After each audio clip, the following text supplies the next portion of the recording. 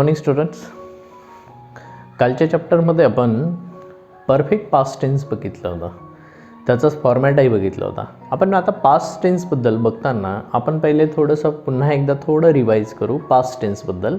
त्याच्यामध्ये पहिला पार्ट आपण बघितलं होतं सिम्पल. ठीक आहे, सिम्पलचं स्ट्रक्चर पाहिलं होतं. त्यानंतर आपण पाहिलं होतं कंटिन्युअस. तर दोघांमध्ये काय फरक आहे तोही बघितला होता. The format of the simple sentence is yes plus v plus o, and continuous, what about the continuous? Yes plus was, otherwise you can use according to the subject, where, and then verb, then ing, and last one is object. So this is the format of continuous past tense. Yeah, so it's very simple, already we revised it. Okay, now paper the next part, and that is the perfect past tense. How to make the perfect past tense? Very simple.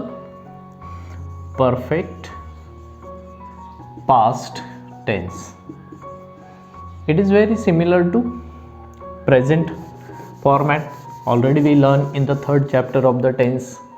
टेन्समध्ये तिसरा part बघितला होता आपण, ज्याच्यामध्ये present perfect पाहिला होता. Present परफेक्टचा format कसा होता? Yes plus have वापरला होता, अदरवाईज आपण हॅज वापरू शकतो. Third past participle of the verb, आणि त्यानंतर वापरतो आपण ऑब्जेक्ट. हे झालं होतं सिम्पल प्रेझेंट प्रेझेंट परफेक्टमध्ये. आता आपल्याला पाहायचं आहे की परफेक्ट पास्ट कसं बनवतात. एकदम सिम्पल आहे. याच्यामध्ये तुम्हाला हॅव हॅजच्या ठिकाणी फक्त हॅड वापरायचं आहे. झालं तुमचं.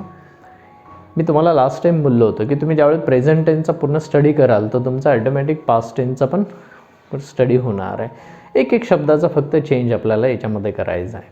मग आपण परफेक्ट पास्ट टेन्समध्ये कसं बनवतात, याचा फॉर्मॅटनुसार वाक्य कशी येतात ती पुन्हा एकदा बघूया. Yes plus had, then past participle of the verb plus object. Sentence कसं येईल? For example, she had devoted her life, असं एक सेंटेन्स आहे.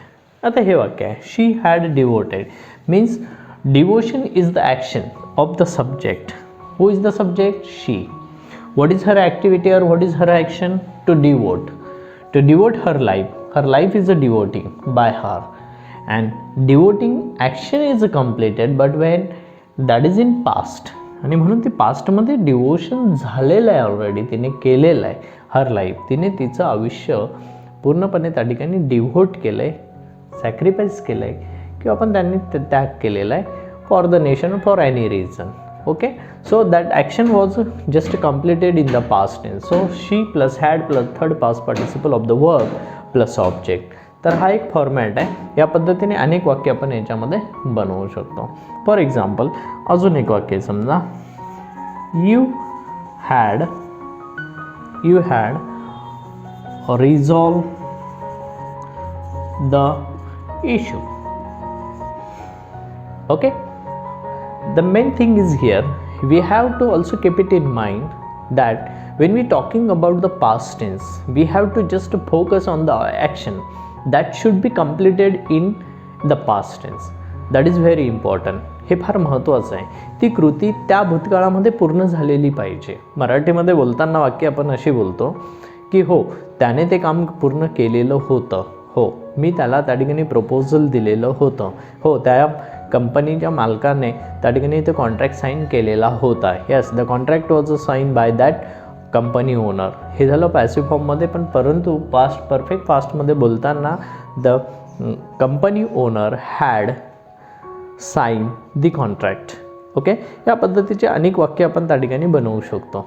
म्हणून मी पुन्हा एकदा सांगेल, to draw your attention to the particular issue, and that is to you have to make the more focus on the action of the subject. सब्जेक्टची action काय, आपल्याला याच्यावरती फोकस करणं गरजेचं आहे. आणि दॅट ॲक्शन जी आहे ती कंप्लीट झालेली पाहिजे. म्हणून आपल्याला हा पार्ट फार महत्त्वाचा आहे.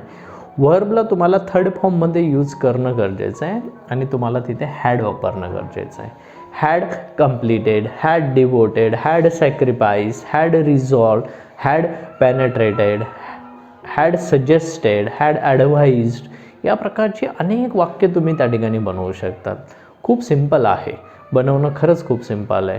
म्हणून ज्याला परफेक्ट पास्ट टेन्स कळाला त्याला प्रेझेंट परफेक्ट देखील कळाला असा त्याचा अर्थ होतो. फक्त दोघांमध्ये फरक आहे. प्रेझेंट आले की हॅव हॅज यूज करायचं आहे आणि हॅड हे पास्ट टेन्ससाठी यूज करायचं आहे. बस एवढंच तुम्हाला लक्षात ठेवायचं आहे. फार महत्त्वाचा पार्ट आहे. आणि दुसरं सर्वात महत्त्वाचं की सब्जेक्ट कोणताही येवो तुम्हाला हॅडच यूज करायचा आहे. या had shows that the action of the subject is completed. Yes, it is completed completely. So subject कुठलाही असेल, the prime minister, president, player, boy, girl, anything, कोणी असेल तर तुम्हाला सब्जेक्ट प्लस हॅड वापरायचा आहे. अतिशय सिम्पल फॉर्मॅट आहे परफेक्ट पास्ट टेन्सचा. आता इथपर्यंत आपण जे काही पाहिलं तर त्यामध्ये थोडंसं एक रिवाईज करू आपण. रिवाईज काय करणार की दोन्ही टेन्सचा स्टडी करताना आपल्याला छोटी गोष्ट पुन्हा एकदा लक्षात ठेवायची. ती म्हणजे कशी की सिम्पलमध्ये काय वापरतात, ओके, कंटिन्युअसमध्ये काय वापरतात आणि परफेक्टमध्ये काय वापरतात. मग आता सब्जेक्ट सिम्पलमध्ये येतं S plus V plus O. We are talking about present tense, ठीक आहे. आणि नंतर पाहतोय आपण past टेन्सबद्दल.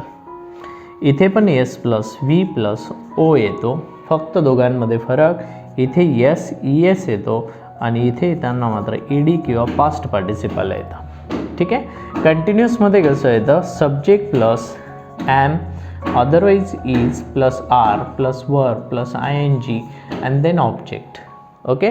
And same thing subject plus was, otherwise were plus were plus ing plus object, हा पार्ट येतो. आणि परफेक्टमध्ये आता जे बघायचं आपल्याला ते फार महत्त्वाचं आहे. ते कसं असतं subject plus have, otherwise has plus third past participle, okay, then object.